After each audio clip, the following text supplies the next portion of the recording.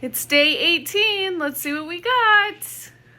Okay, here's day 18. Oh, there's more makeup, which we love. This is Forever Skin Perfect. Oh, well, we can always use perfect skin. Okay.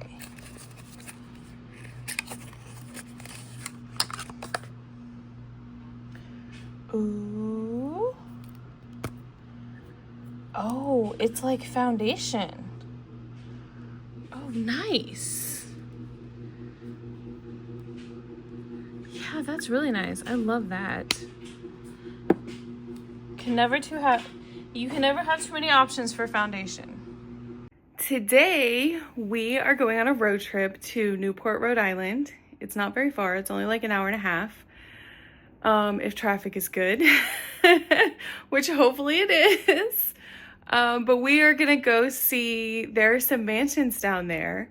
One of them is called The Breakers. It is the summer house for the Vanderbilts, or it was. And they called it their summer cottage. I will leave it to you as to whether or not you think it's a cottage or not. Yeah, so we're gonna do that, and then we might look around downtown Newport a little bit. So, yeah, let's go. Okay, let's see. Now turn right onto Pleasant Street. What does it say? An hour and a half? Good deal.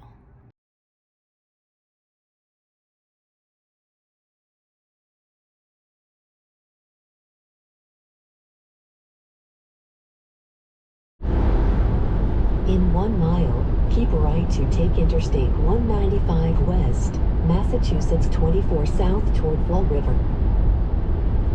This is something that you hardly ever see on a road in Massachusetts, which is hardly any cars. I don't know what's going on, but I like it. I will definitely take it. It's been very, very pleasant so far. Plus, it's nice having a car that drives for you.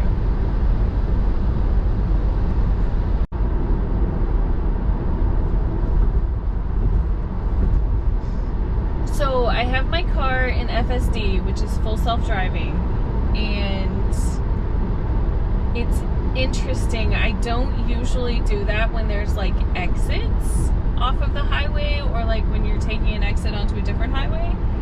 It's kind of scary, and it does a little bit, like, it doesn't, I wouldn't say that it's scary the way that it works. I think it is until you get used to it, but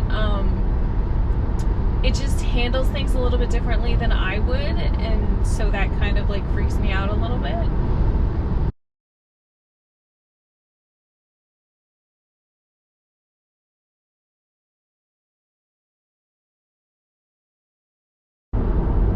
Yep, there it is. Do you see it? Welcome to Rhode Island. Nope, rediscover beautiful Rhode Island.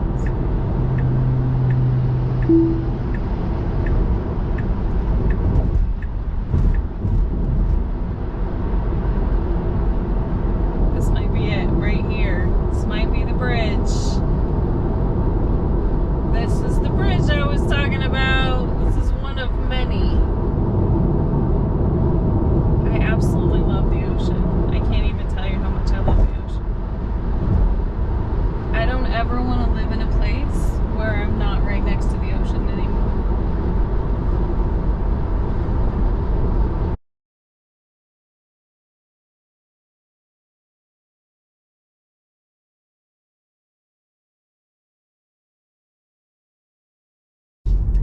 I love this little area here. It is so cute. Such a cute little beachside town. A nice place to just go for the weekend. Stay right on the ocean. You'll see we're right on the ocean. We're gonna turn the corner up here and you'll see it. In 500 feet, bear right onto Purgatory Road. Purgatory Road. Okay. All right.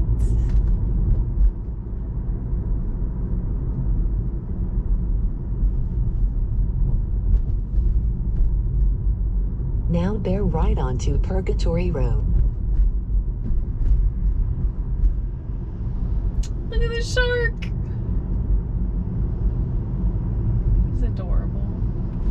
Now bear left onto Memorial Boulevard. Oh, I think this is the beach. Let's see what time it is. It is 11:20. I think we have time to stop.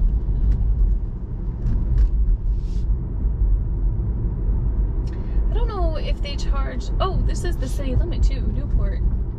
1639. Dang. 1639. I don't know if they charge to park all year round here. With it being December, I would not think that you would need to pay to park, but you never know.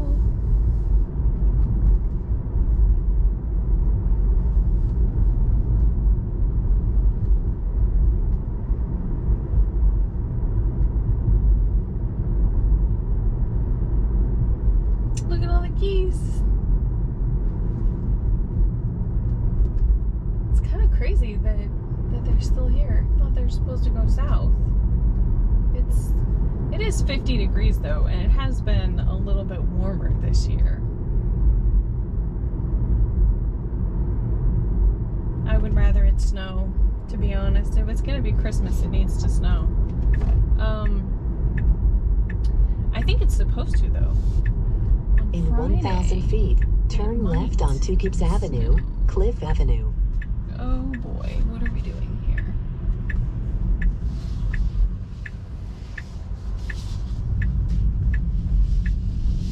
Now turn left to stay on Memorial Boulevard. Wow, it is still pay by plate. Did you see that? In 1,000 feet, make a U-turn to stay on Memorial Boulevard. They still want you to pay.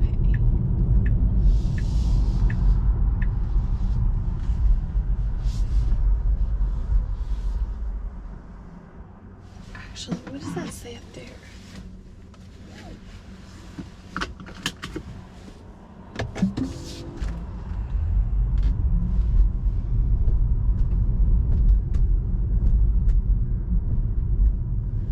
Public beach parking. Okay. Fees April through November 30th. See, we don't have to pay to park here.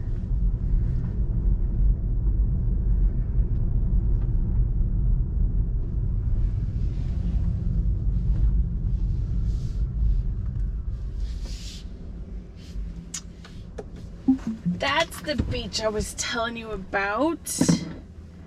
We don't have to pay to park here.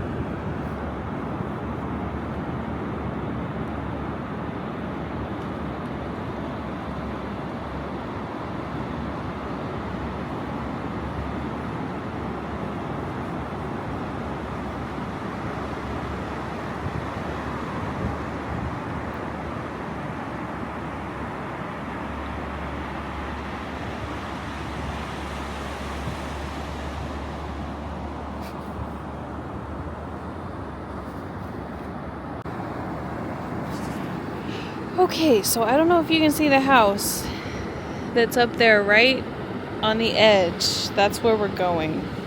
That's the breakers.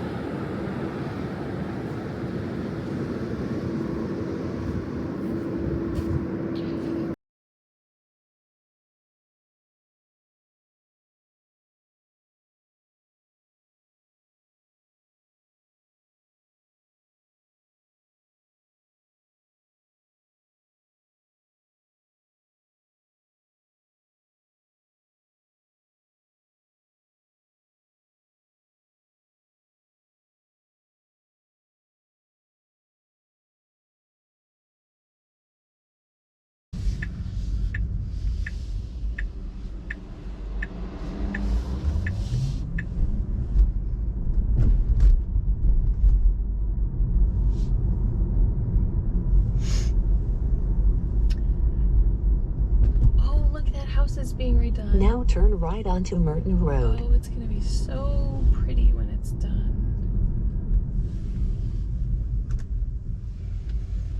I love these houses. I love all of the colonial era houses and the Now Gilded turn Age left ones. onto Annandale Road. I keep thinking that I want to buy one. They're so expensive though. Oh, there's the policeman.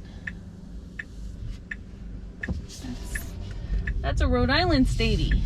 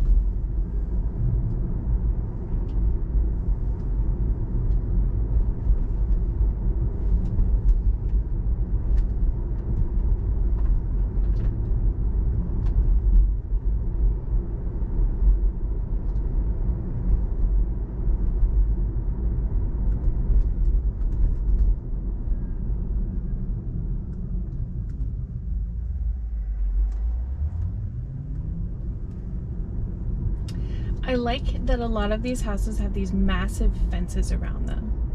It's just kind of like you don't belong here. In 500 feet, turn left onto Narragansett And I Avenue. don't hate it. Like if I had a house like any one of these, I would put a massive fence around it too. Now turn left onto Narragansett Avenue. I know that part of, wow, look at that house over there. Holy cow. So I know that part of this, like what's right in front of us, is a university. It's a four-way stop. I didn't realize it was a four-way stop.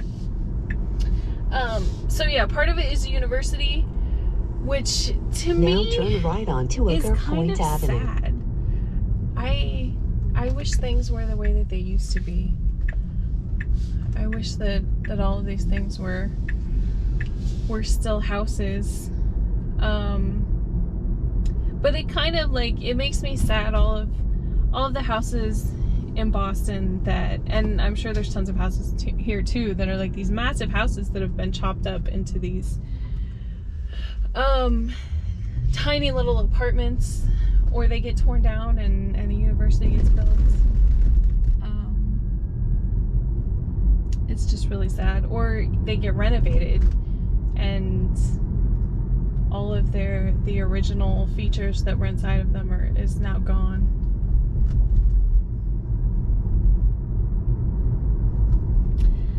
Okay, so the ocean is in front of us, but then it's also off to the left, and the breakers should be the next house that's coming up on the left.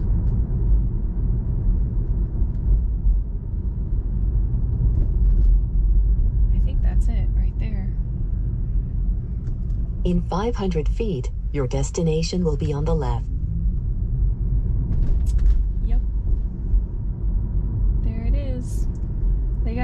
massive fence, which, like I said, I don't hate.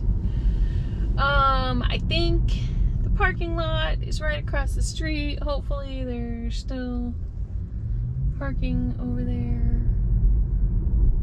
It looks very busy. Oh, big hole. Oh, lots of big holes.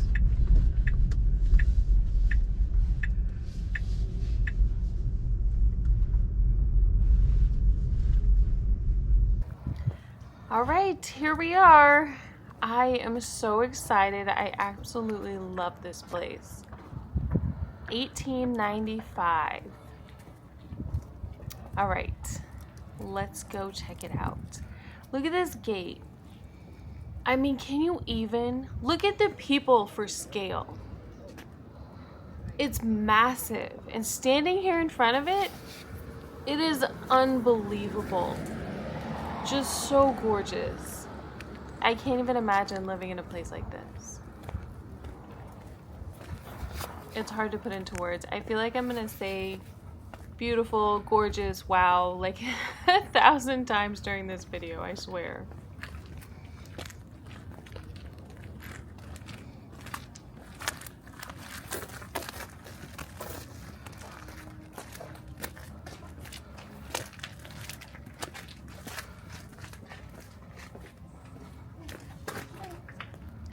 The scale of this house is absolutely amazing.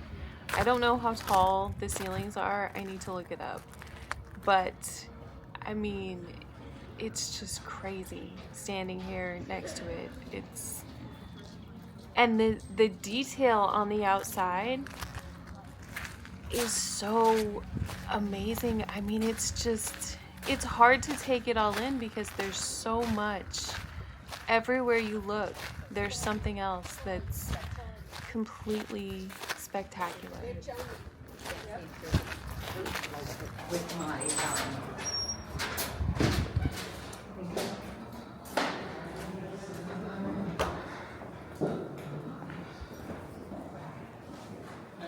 Hello.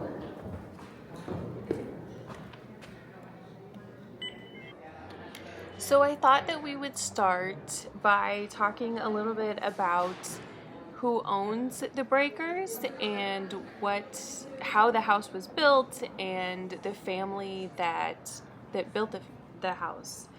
So the house was built in 1895, and it was built by a man named Cornelius Vanderbilt, who was big into the railroad.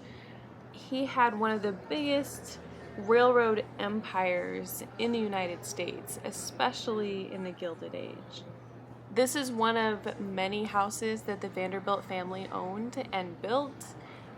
There's another one that I've actually been to in North Carolina that is called the Biltmore Estate, which if you're ever in Asheville, North Carolina, you should definitely go see that house because it's absolutely amazing, and it's probably 2 or 3 times the size of this house. This house, which is in Newport, Rhode Island, was known as their summer cottage. It is 138,000 square feet. I don't know about you, but I don't have a summer cottage. That's 138,000 square feet. It's absolutely amazing. There's 70 rooms in the mansion and 5 floors of living space. Plus, there's over 35 rooms that were for their servants and their staff.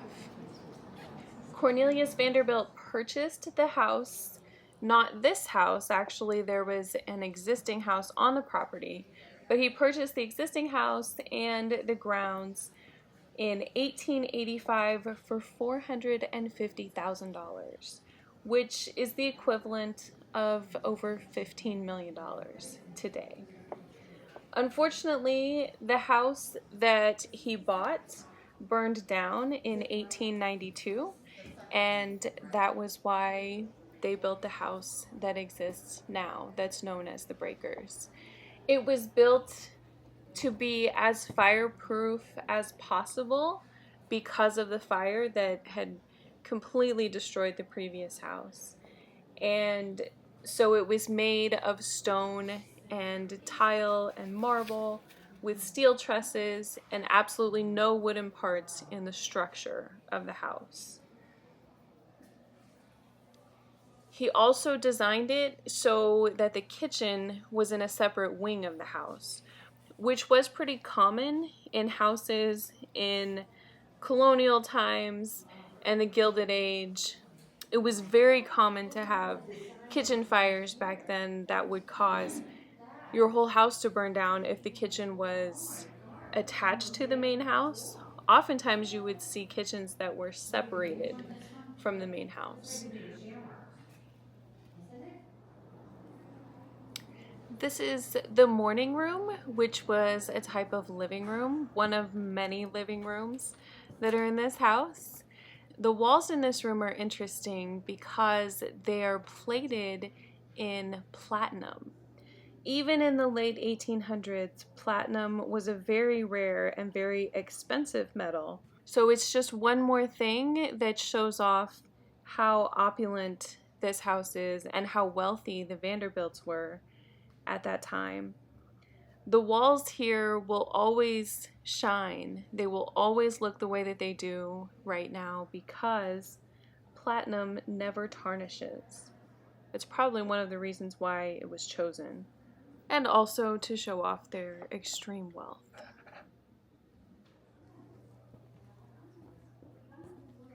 This is the music room, which was a center for entertainment and celebration in the house. There were many nights spent playing music and many parties that were hosted in this room. I find this room really interesting because it was featured in the HBO series The Gilded Age, which if you haven't seen The Gilded Age, you should definitely go and watch it. They used quite a few houses from Newport, quite a few of the mansions in that series. If you did watch the series, you'll recognize this room as the room that they used as the grand ballroom for Gladys's debutante ball.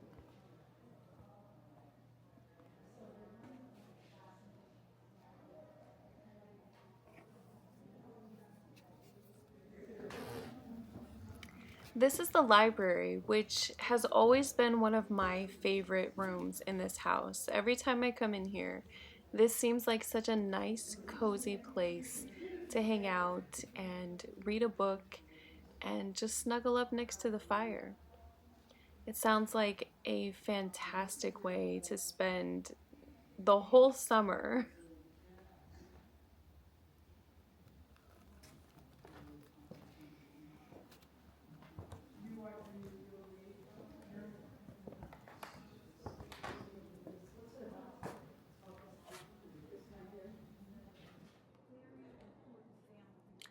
On the second floor of the house is where all of the family bedrooms are.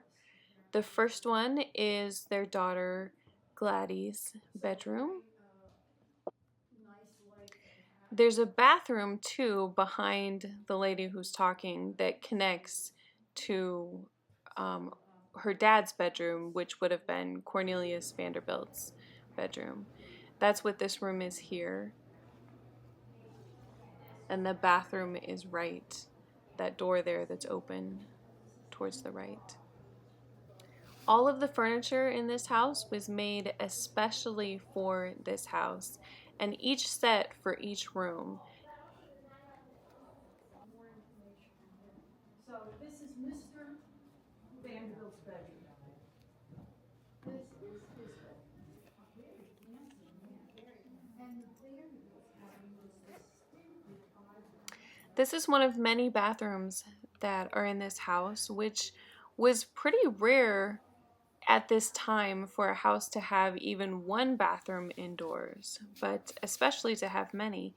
And you'll notice this bathtub, which is solid marble, has 4 faucets. One for regular hot water, one for regular cold water, one for salt water, hot salt water, and another one for cold salt water. It was believed at the time that salt water had healing properties, which I still believe is true. This is Mrs. Vanderbilt's bedroom, and I love the closet that we're gonna get to here. I love that the rods for hanging clothes are so high, because the ceilings in this house have to be at least 25 feet high. At least 20 feet high, if not 25 feet. So why not make use of all of that room? Hang your clothes higher. And that way you can use the space underneath it. This room is absolutely gorgeous. I love the fact that it's round. There's so much space in there. This is another closet, one of many. This one just happens to be open.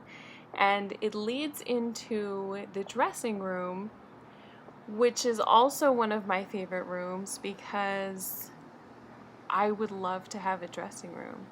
I mean, my bedroom is not even this big, and this is just the room that she used to get dressed in. And that there is an original Louis Vuitton trunk as well for traveling.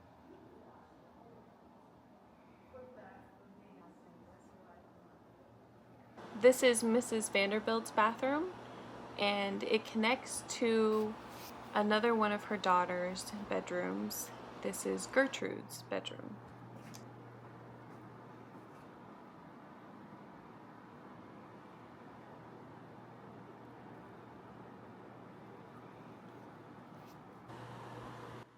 I know I have a lot of favorite rooms in this house, but this one is my absolute favorite.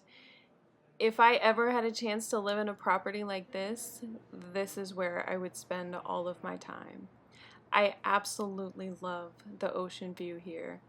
I could spend every single day of the year right here. Doesn't matter what the temperature is. The view is just absolutely amazing. And even the outdoor spaces in this house are absolutely gorgeous. There's amazing tile work all around. Obviously, there needs to be a little bit more restoration work here, which I'm sure is on the list of many things that the Preservation Society is working on.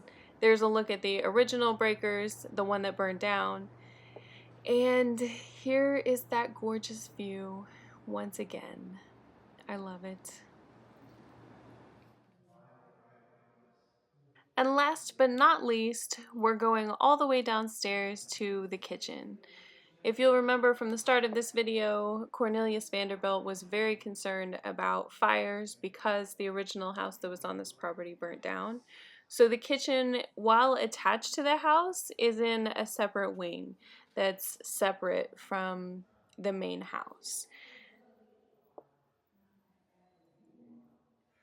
Again, the scale of this place is absolutely mind-boggling.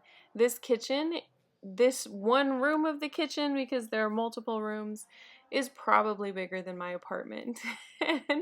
and this stove is really something to behold. It's a stove and an oven combined, from what I can tell here, with the copper pots as well. It's just absolutely gorgeous. And even though this space was especially for the servants and the staff, it's still absolutely gorgeous. There's still beautiful wood. There's still gorgeous tile work. It's absolutely amazing. And all the cabinets for all the dishes, all of the little tools that they used to make all kinds of things. I can't even imagine what the food looked like here. I'm sure it was just as opulent as the rest of the house. The china is gorgeous. The silver was something that they took with them from house to house, which I don't blame them. If I had silver, I would probably take it with me too. There's a big safe in here where they kept all of the silver. This is the butler's pantry. This is where they cleaned all of the dishes and stored all of them. The thing that we just walked through was the flower pantry, because if you have fresh flowers, and you have such a big house, then you need a whole place, a whole room dedicated just to taking care of the flowers. Here's the silver that we were talking about. Yes, it's mind-boggling, really. And the fact that this butler's pantry is massive, and there's a whole second floor too that is also massive. It blows me away. How can you have so many dishes? I mean, I need a butler's pantry this big because I have a lot of Tupperware. I could definitely fill it up with Tupperware, that's for sure. And having a whole sink just to clean your dishes would be amazing. I mean, there were probably 5 sinks that we've passed at this point. Here you can see the second story with all the china up there, and it goes all the way around. And this room is not a small room. It's a very big room. It's crazy to me. I mean, I know that they held very big parties here because, I mean, if I had a house like this, I would probably have friends and invite them over just to see my house. I've heard this size of the parties were sometimes 400 to 500 people, so you would need a lot of dishes for those people. This is the breakfast room. This is where they had breakfast. We saw the dining room earlier, which was massive, but even the breakfast room is absolutely gorgeous. I love the color that's in here too. That's where all the chairs are. Yeah, that's what we thought. We don't have the leaves, that's why it's not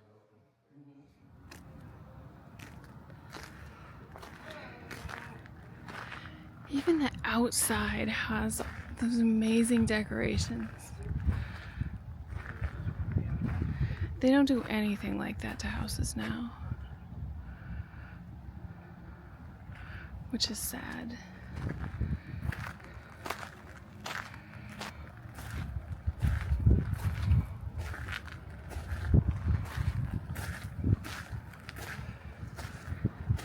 There's one of the balconies that we were seeing.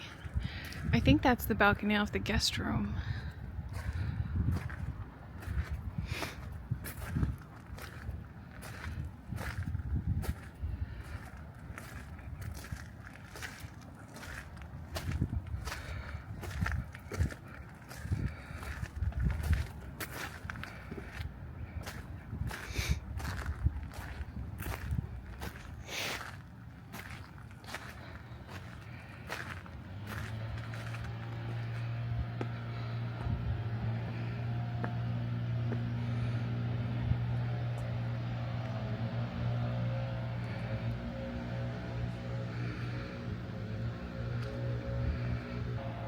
That's sad. I think they're having some sort of event in there. They have it all blocked off, which is sad.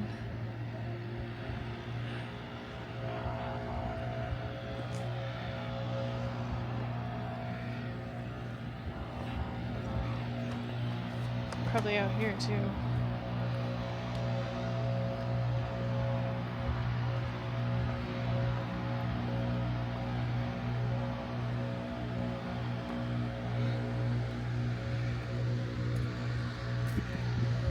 There's the view.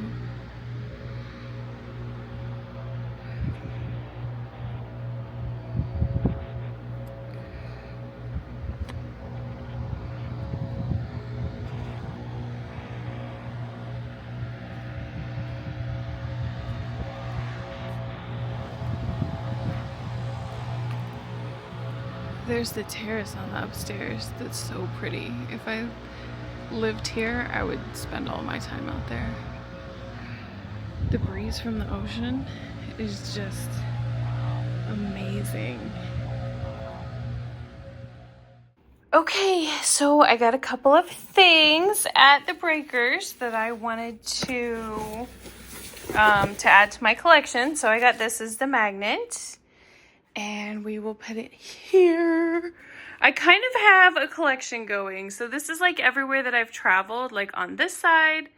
And then this is like all the places that are close to home. And then some stuff that my mom gave me too. So I think I'm gonna put it on this side because it's like, it's close to home. So yeah, there we go. All right, then the other thing that I got, aside from a bunch of books, I got a bunch of books. I got this, which is an ornament for my tree.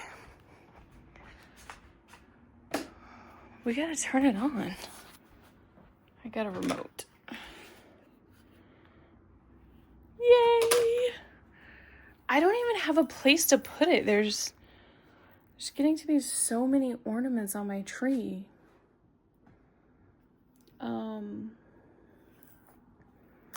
Maybe I will move Phoebe. We'll move Phoebe. Hold on. Hang on, Phoebe. Okay. There. See, it's getting so busy. There's so much stuff everywhere.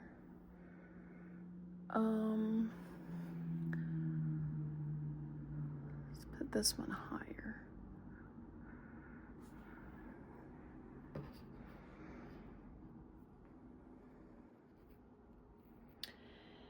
And then this is Phoebe's. She's got to go.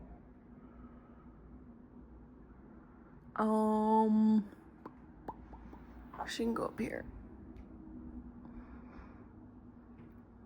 Close to the top. There we go. Nice.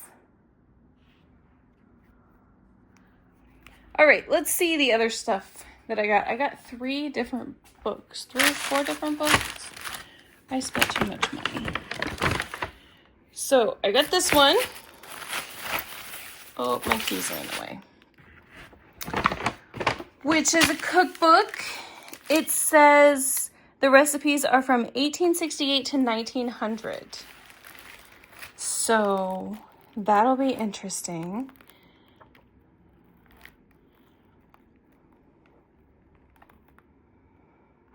Chilled green bean salad. Chicken salad. I always like desserts. Let's see if we can find some desserts. Lemon star cookies. Oh! Flying past all the pictures here. Oh, that looks good. Pumpkin cake.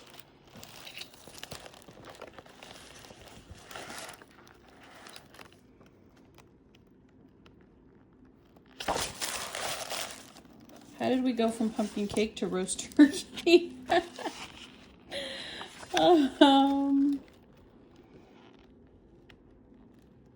Oh, there's plum pudding. That looks like something that Max Miller made recently on Tasting History. That's his show on YouTube, by the way. If you don't watch it, you should. It's awesome. Ooh. Deviled spaghetti. Interesting.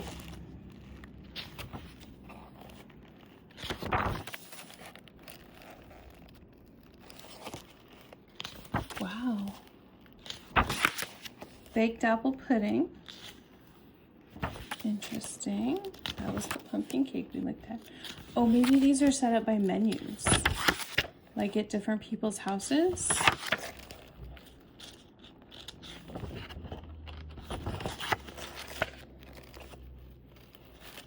Okay, well that's interesting.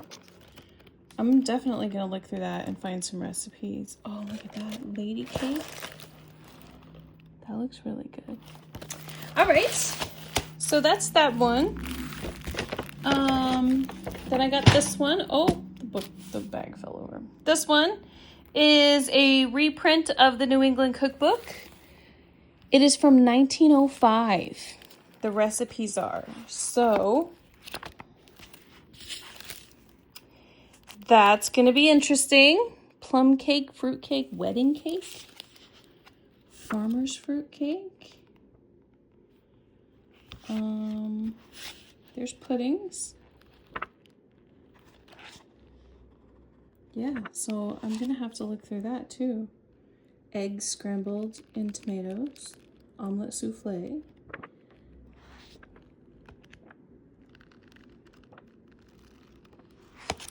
So that one looked like fun. And then I got 2 other ones. I got this one because, so I think it's super funny that I've heard that a lot of people from Gen Z don't know how to write in cursive because they never learned. I learned how to write in cursive in school. And I saw this book, and I've always wanted to write a lot better than what I do. I don't have very good penmanship. So this book is like lessons that teach you how to write in cursive and like really pretty in cursive. So, can you imagine that like that is just your penmanship? That's how you write? Anyway, that's the goal. Look at that. Look at that. Why don't we do that anymore? You know what I'm saying? Like, it's sad that people aren't learning this. It's sad that I didn't even learn this. That's not what cursive looks like for me. But maybe by the time I get to the end of this book, it will be. So yeah, we will see. It was $15 in case you're interested. And then the last one that I got is very thick. Look at how thick it is. It's called Etiquette. The original guide to conduct in society, business, home, and more.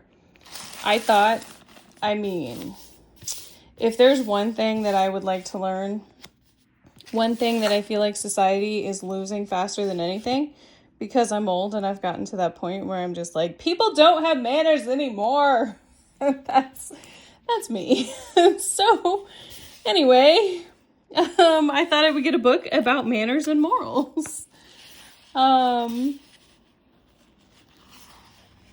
So yeah, cards and visits, formal dinners, engagements. Wow. The formal dinners one will be really good because I'm going to Gordon Ramsay. I think it's called Ramsay's Kitchen in Boston. The day after tomorrow for my birthday. And I'm kind of scared because I've never been to a restaurant that costs $300 to eat there. So yeah, we'll see how that goes. Anyway, let's see when this book was printed. It looks old. I mean, obviously this is a reprint, but let's see what it says.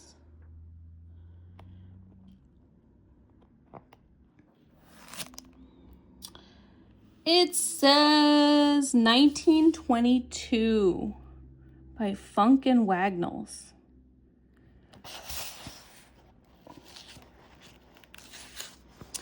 To my friends whose identity in these pages is veiled in fictional disguise, it is but fitting that I dictate this book. Good.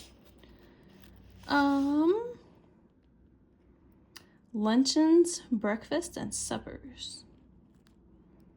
Dinner giving with limited equipment. Teas and other afternoon parties. The country house and its hospitality. The growth of good taste in America. That's funny. If somebody wrote a book nowadays, it would say the death of good taste in America. Anyway, so yeah, I had a great time at the Breakers. It was a lot of fun. I hope that you enjoyed the video. Anyway, thanks for watching. Make sure that you hit like and that you subscribe if you haven't, and I will see you again tomorrow.